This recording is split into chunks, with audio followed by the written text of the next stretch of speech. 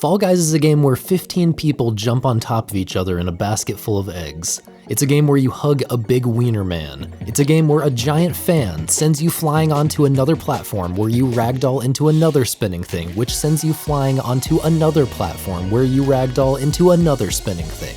It's a game where you play a boring memorization game, stand stationary for 1 minute, get disconnected randomly halfway through a match. It's a bit of a mixed bag, but it's the first iteration of this concept, so I enjoy it despite some major problems. Personally, when I play Mario Party, I am bored to tears by the board game and just want to play the minigames, and a battle royale is a great way to tie a bunch of minigames together.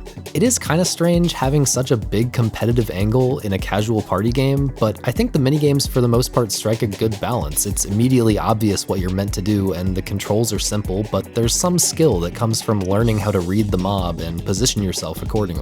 Fall Ball embodies this perfectly. A new player can bang their head on the ball as often as possible and contribute something, but a serious competitive player can mine order from chaos, anticipate the movements of the crowd, and guess where the ball will be 3 seconds ahead of time to set up a perfect hit. Because the arena is so big and you're not all that fast, you're heavily rewarded for having that kind of game sense. I like that there's no text or voice chat and no individual scores for the team games. That kind of thing would only lead to casual players being harassed. But often it feels like there wasn't enough consideration for the mindset of more competitive players. The game could have been more consistently fair. In the team minigames, the teams can be uneven. If you have a smaller team for Fall Ball or Rock and Roll, it can be straight up unwinnable. In a party game, it's fine to add a luck factor if it makes the game more fun, but uneven teams definitely crosses the line. What's even worse are the options for the final minigame. Races are great for the earlier rounds. You'll get bumped around here and there, maybe a little bit trampled, maybe a little bit grabbed in midair so you fall down and lose a ton of progress, but that's what makes it funny and exciting. If you understand the mechanics and play well, you can consistently qualify anyway. But in the very last round, when you're most invested in the competition, one single unlucky hit can guarantee a loss through no fault of your own. Royal Fumble, the tail finale, is even worse. Again, the tail game is fine early on, the ratio of tails to players is much higher, so you can reasonably keep one the whole time. But for the finale, with only one tail, playing for the first minute or so is essentially pointless. You might as well just wait and start trying in the last 30 seconds, and that's exactly what people do, creating the most anticlimactic final round imaginable. I see no downside to changing it so that you accumulate points as long as you have the tail, and whoever has the most points at the end wins. Fortunately, the other option for the final minigame, Hex-A-Gone, is so good that I would be perfectly happy if it were the only finale. In fact, I'll go much further than that. I would be perfectly happy if Fall Guys didn't exist and instead we got a full game of just Hex-A-Gone Battle Royale.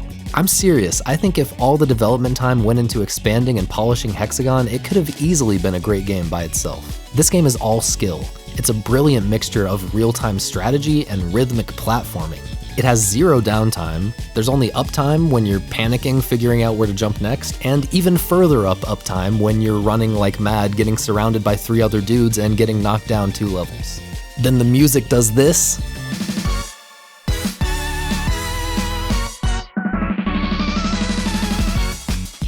And man, it's just great.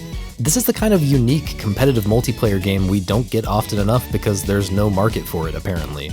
This is the Killer Queen Black of 2020, except that people are actually buying it. So I guess the takeaway is, if you're an indie dev making a competitive multiplayer masterpiece, just hide it in a minigame collection and people might care. Anyway, Hex-A-Gone carries this game. I have fun with the rest of the minigames too, but they have quirks that hold them back. The ball games, and especially Egg Scramble, have networking and physics issues that make them feel janky. The races are way too predictable after you've played them a few times. Being good at them is more about remembering the levels than any generalizable skill. The only truly bad minigame though is Perfect Match. It ruins the pace of the experience even more than literally standing still for a minute during Royal Fumble. It could have easily been improved if the platforms were smaller. Then there would have been pressure to remember multiple platforms for each fruit, anticipate where other players were going, and try to end up alone. Then there would be a much more significant risk of being pushed off, which is exciting. I still think that would have been a questionable inclusion though, since it's so painfully slow-paced compared to everything else. Overall, as the game stands, it's fun, but it gets old pretty quickly. The things they chose to spend development time on suggest they wanted to make the flavor of the month, even though this had the potential to be an evergreen game. Hex-A-Gone already has staying power. The ball and egg games would have staying power if the physics and networking issues were ironed out. The races would have staying power if they were randomized instead of pre-made. The general presentation of the game needs work too. Watching the eliminated players drop and bounce around on these pachinko pins is great, but it would have been so much more satisfying if it showed all the eliminated players, not just the ones who stayed to spectate.